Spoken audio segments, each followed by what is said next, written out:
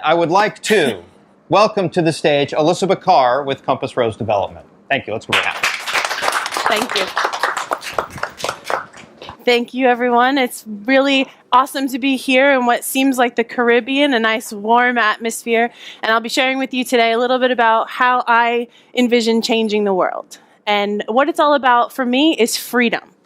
Freedom of thought, freedom of experience, freedom to choose your own life, and the freedom to be yourself all the time without barriers and just to go for it. My name is Alissa Bickar. I'm a success coach and trainer. My company is CompassRose Development, and I help entrepreneurs that are service-based really get into their message, what they're all about, based on their experiences, where they've come from, in order to help them make their stamp on the world, for them to achieve their own freedom and to bring that forth and change the world in your own way, because we're like snowflakes. No one of us is alike, and we all have our unique story, our unique history, and our unique experiences, and that's what makes us valuable. And for those of you who are in the service-based businesses, sometimes it feels really difficult to be in a place that's got lots of fierce competition, where everyone's judging who you are and what you do. I mean, how many networking events have we been at when someone comes up to shake your hand and says, "Hi, what do you do?" And immediately you're like, how do I earn revenue? Right? It puts you right in that mindset of, how do I make money? This is what I have to tell that person. But the reality is it's a freedom of a question. Are you really trying to find out what that person does? Or is it really just the question you want to know to find more out about them? So I'm going to talk to you about a 5-step process, or a 5-step system, and some cardinal direction points that help you get from where you are to where your vision really is taking you. We are in a setting in New York City where we are in clear view of the Freedom Tower. And to me, that is totally indicative of us as a nation and us as a world of where we're looking to go. We really want to be free of old stigmas, things that do no longer serve us, and bring us forward into who we're meant to be. So I'm going to take a sip of water here and really get grounded. So I invite you all to just take a deep breath in, exhale, and get cozy in this well-lit, awesome feeling room.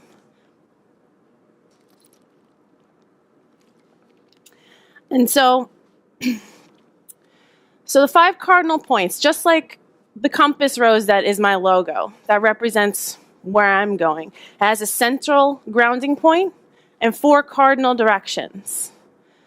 The grounding point for every one of us is authenticity and appreciation. Really appreciate who you are and where you've come from. And that is the starting point. Now, we all know that a compass is used in navigation to get from one place to another, and as you move, those cardinal points are used as markers so that you can navigate your own course. Well, based on these core principles, you'll be able to navigate your own course to success, and that is what I want for you. It's what I want for me. I'm only a couple of steps ahead of you here in the trenches, and ready to just help people who want to share their message and help improve other people's lives, bring that forward. So the appreciation for me is where I come from. What's my background? What makes me want to do this and help other people?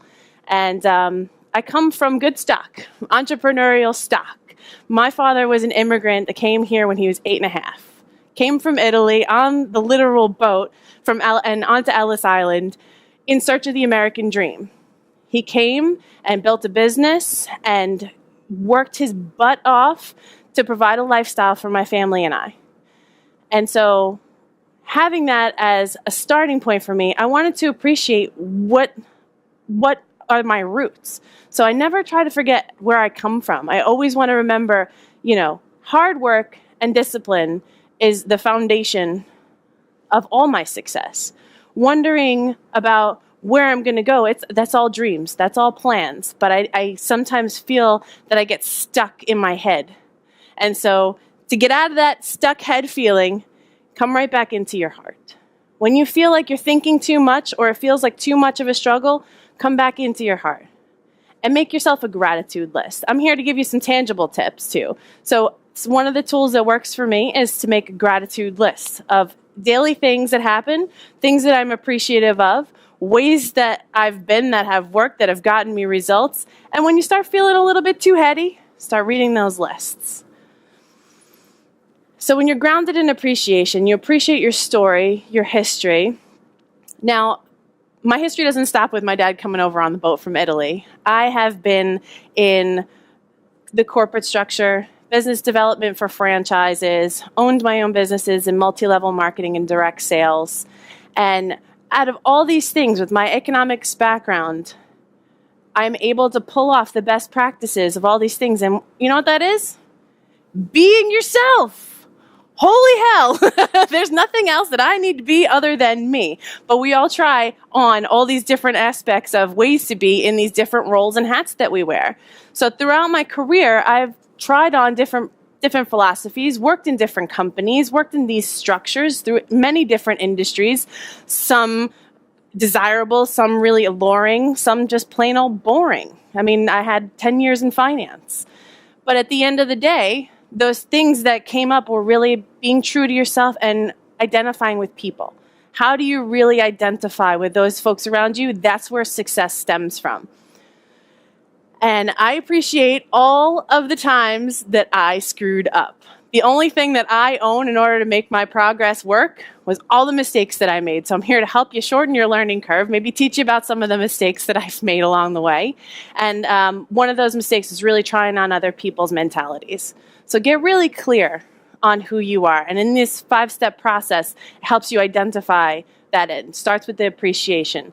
The next step is synergy. So who are you as a professional and who are you as a personal person? Do you button up and go to work every day and leave a piece of yourself on the shelf? Is there a part of you that you leave behind because you don't think that it's appropriate? Is there maybe some thoughts or opinions that you have that you don't express because you think, well, this isn't valuable? Let's shatter that notion right now. All of your experiences that make you uniquely you also make you uniquely qualified to be in the game with all your knowledge and tools at your disposal. That is your arsenal. Who you are as a professional and what you've learned as a person, you need to bring both of those things to the table in order to see true results in both areas of your life. It's like a Venn diagram. You've got your professional circle over here and your personal circle over here, and where they overlap is up to you. You can make it a very small intersection, or you can start to bring your worlds together and see much more impact on the types of things that you do, who you speak with, what you think about things. And that was a turning point for me. Multi-level marketing is a business that is really personal development wrapped up in a nice bow. So in order to come through to that place of understanding that I was to embody my business, I had to go through the fact of knowing that all the things that I am and all the growth that I've done is what helps me grow my business too. And now that definitely applies across the board with corporations, inside franchise structures. Bring all of yourself to the table, and your experiences will then start to multiply your results. The next step, after bringing all of yourself to the table and bringing all your experiences to light and really figuring out, okay, so this is my history, this is where I've been, these are now I'm recategorizing. These are all the tools that I need, that I have in my life. What does this uniquely qualify me to do? Where am I going? What is it that makes me passionate? Where are the mistakes that I've made, that I've learned so much from, that people out there, they're only going to identify with me? Who out there is going to need my stories of my mess to success? Who out there needs to hear the message that I have, because they only can hear it from me? You know, there's Jack Canfield out there sharing his story with the world, and only he is reaching his audience in that very authentic way. You're not going to be that next person, Alissa. You're going to be the very first you. And that's a concept we kind of hear out there. I'm going to be the next Tony Robbins, or I'll be the next Jack Canfield. And you can't be the next anybody.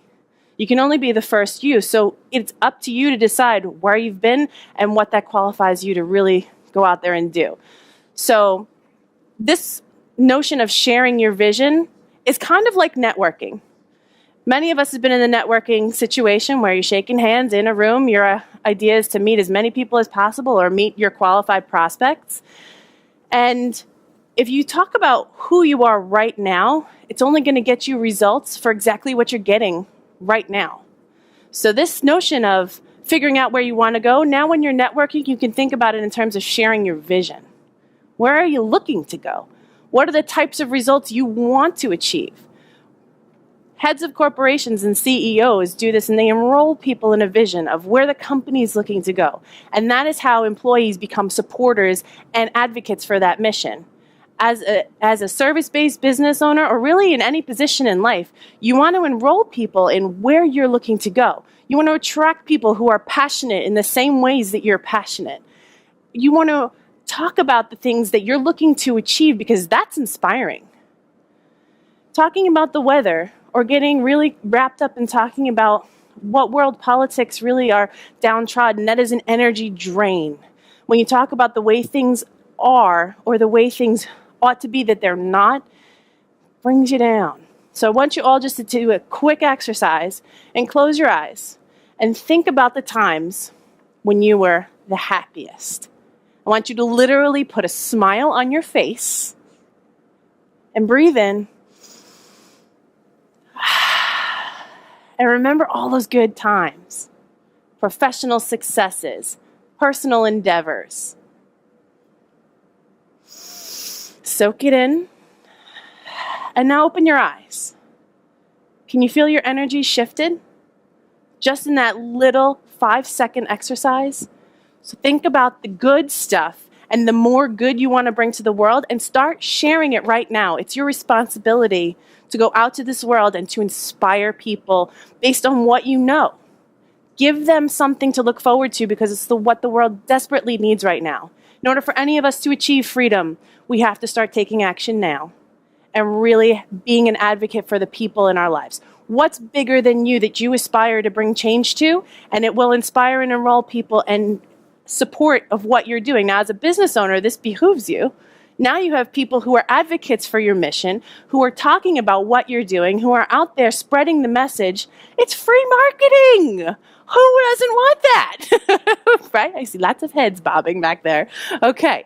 So free marketing, share your vision. It will help you bring yourself, your business, and your existence into a much better place. And I promise you, if you practice only that principle and only that one alone, you will leave this meeting much better than the way you came. So I know I only have a couple more minutes left here, so I'm going to bring you through the other 2 cardinal steps, and there's a lot more work to be done underneath this. Sharing your vision is very scary. It's something outside the box. It exposes you to things that you're not so sure of, and that brings us right back to that principle of synergy. Being more available as a person means that people are more exposed to you and your imperfections. But guess what? No one's perfect. So the more perfect or buttoned up you seem, the more distance you're putting between you and the people who could desperately use your message or the people who could benefit from what you have to say. Be real, be all of you up front. And that's the kind of thing people will identify with. Oh my God, thank God. She's not perfect. Well, good, because maybe she's got a couple nuggets that I could use. And keep moving. Perfection is alienating because you're not bringing all of yourself to the table. You're leaving that impression of flawlessness, which is inherently flawed.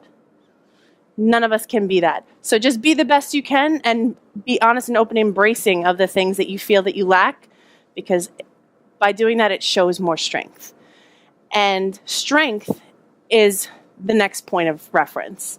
Really being that pillar of strength and coming from a place of service does worlds for you and your community.